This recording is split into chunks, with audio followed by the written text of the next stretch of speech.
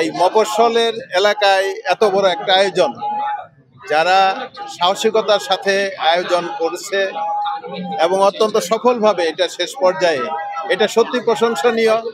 আমি নিজেও গর্ব বোধ করছি, আমি গর্বিত এই এলাকার সন্তান হিসাবে যে এখানে এত বড় একটা আয়োজন অত্যন্ত সফলভাবে শেষ হতে যাচ্ছে। আমি সবচেয়ে অবাক হয়েছি, আমি আজকে টুর্নামেন্টে শুরুতে প্রথম আসলাম, যে গ্যালারি দেখে আমি বুঝতে পারতেছিলাম না যে মাঠে কিছুদিন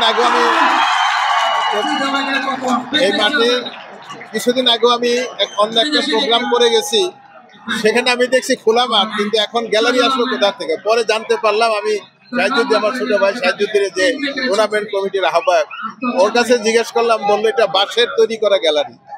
এটা সত্যি একটা আশ্চর্যজনক ব্যাপার, এত হাজার হাজার দর্শক একটা বাঁশের অস্থায়ী গ্যালারিতে বসে খেলা দেখছে।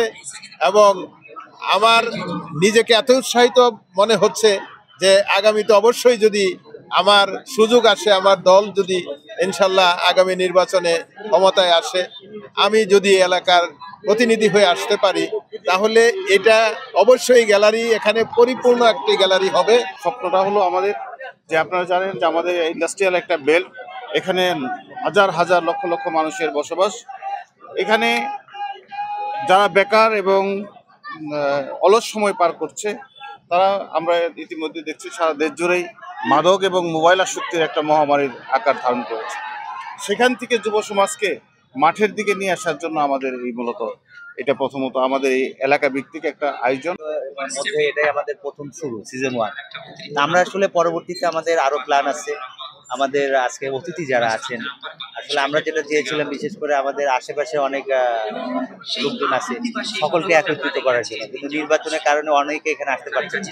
তা আমরা সিজন 2 যখন শুরু করব, তখন শুধু এই বাংলাদেশ না, আমরা চাচ্ছি বাংলাদেশের বাইরের টিমগুলো, বাংলাদেশের বাইরের প্লেয়ার না, আমরা বাংলাদেশের বাইরের টিম নিয়ে ইনশাল্লাহ সামনে সিজন 2 পরিচালনা করার আমাদের একটা ইয়ে আছে।